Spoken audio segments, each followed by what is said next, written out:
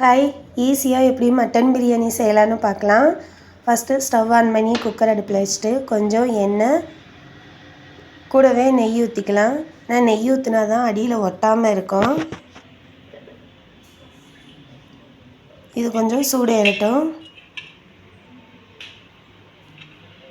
கூட 2 பட்டை, 3 கிராம்பு, 3 ஏலக்காய், கடல் பாசி, ஒரு பிரிஞ்சி இலை, அவ்வளோதான். இதை மட்டும் போட்டு லேசாக வதக்கி விட்டுக்கலாம். அடுத்து பெரிய வெங்காயம் 2 நீளமாக கட் பண்ணி சேர்த்துக்கோங்க. அதையும் நல்லா வதக்கி விட்டுக்கலாம்.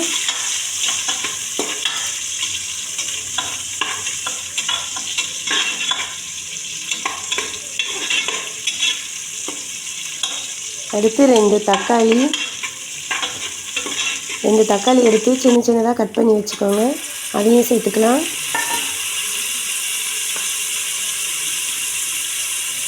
இப்போ தக்காளி வெங்காயமும் வதங்கிறதுக்கு கொஞ்சம் சின்ன உப்பு போட்டுக்கோங்க.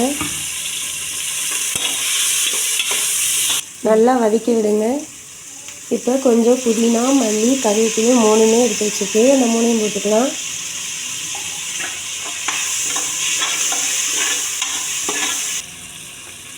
அது வதங்கட்டும். அடுத்து இஞ்சி பூண்டு பேஸ்ட் போட்டுக்கலாம்.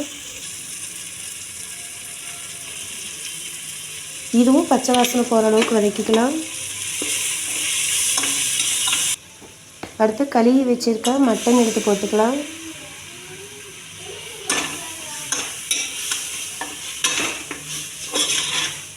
இதை நல்லா வதக்கி விடுங்க.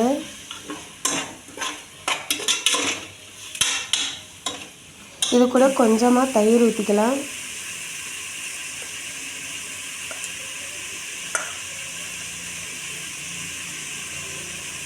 நான் 2 ஸ்பூன் தயிர் ஊற்றிட்டு இதையும் நல்லா வதக்கி விடலாம்.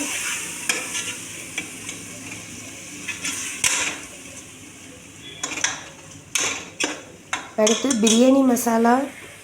நாங்கள் சக்தி பிரியாணி மசாலா எப்பயுமே யூஸ் பண்ணுவோம். அதுதான் நல்லாயிருக்கும்.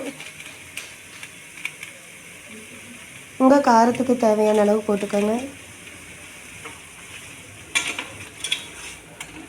அதையும் நல்லா வதக்கி விடுங்க.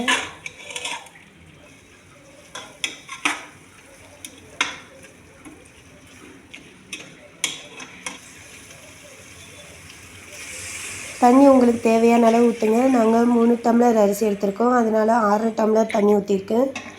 ஒரு பச்சை மிளகாய் போட்டுருங்க. ஃபஸ்ட்டே போடணும், நான் போட மறந்துட்டேன். இப்போ போட்டேன். இப்போ குக்கரை மூடி வச்சிடலாம்.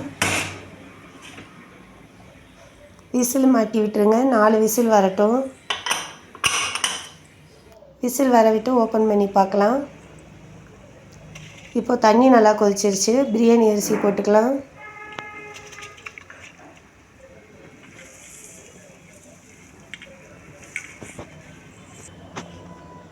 இப்போ நல்லா கொதிக்குது. இப்போ தேவையான அளவு உப்பு போட்டுக்கலாம். நல்லா உப்பு கரையிற அளவு கிளறி விடுங்க.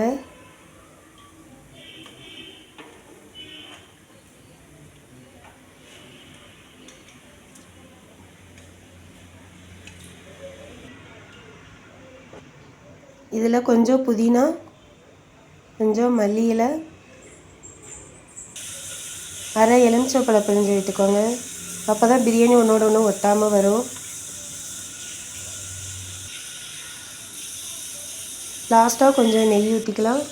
இப்போ குக்கர் க்ளோஸ் பண்ணி வச்சுருங்க.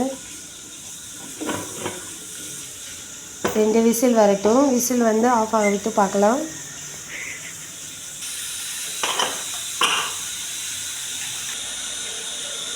இப்போ அடுத்ததான் மட்டன் குழம்பு கொஞ்சம் வச்சுக்கலாம். எலும்பு குழம்பு. அதுக்காக சின்ன வெங்காயம் அப்படியே பச்சையாகவே தான் போட்டிருக்கேன். கூட கொஞ்சம் இஞ்சி, கொஞ்சம் பூண்டு, கொஞ்சம் மிளகு. நாங்கள் மிளகாய் சேர்த்தலை, அதனால் மிளகு மட்டும்தான். இதை அப்படியே அரைச்சிட்டு வந்துடலாம். கொஞ்சம் தண்ணி சேர்த்து அரைச்சிக்கோங்க. இப்போ பாத்திரத்தை அடுப்பில் வச்சு எண்ணெய் ஊற்றி இப்போ எண்ணெய் காஞ்சிருச்சு, கடுகு போட்டுக்கலாம்.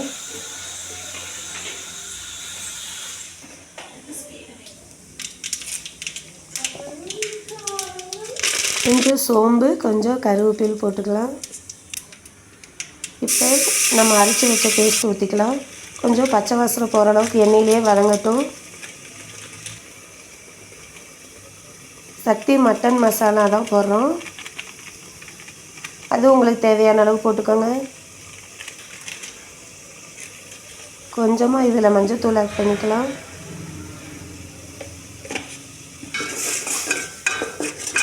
மசாலாவெலாம் நல்லா எண்ணெயில் வதங்கட்டும். நான் ஏற்கனவே மட்டன் கொஞ்சம் விசில் வச்சுருக்கேன். மஞ்சள்தூள் மட்டும் போட்டு 5 விசில் விட்டு எடுத்து வச்சுருந்தேன். அதை இதில் போட்டுக்கலாம்.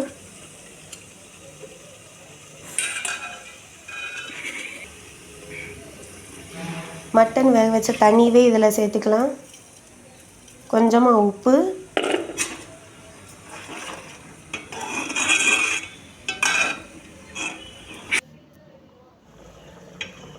இப்போது தேங்காய் கொஞ்சம் அரைச்சி தேங்காய் பேஸ்ட் ஊற்றிக்கலாம்.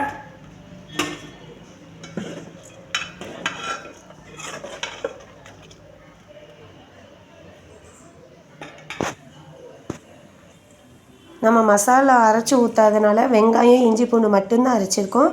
அதனால் தேங்காய் ஊற்றினா தான் குழம்பு கொஞ்சம் திக்காக இருக்கும். இப்போ அது நல்லா கொதிக்கட்டும். குழம்பு ரெடி ஆயிடுச்சு. இப்போ லாஸ்ட்டாக மல்லித்தலை தூவிக்கலாம். அவ்வளோதான், குழம்பு ரெடி.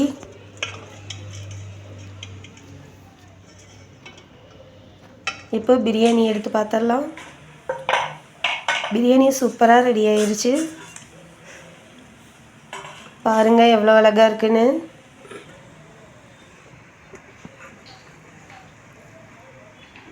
இப்போ ஃபஸ்ட்டு பாப்பாவுக்கு போட்டு கொடுத்துடலாம். கொஞ்சம் பிரியாணி, கொஞ்சமாக தயிர் வெங்காயம்,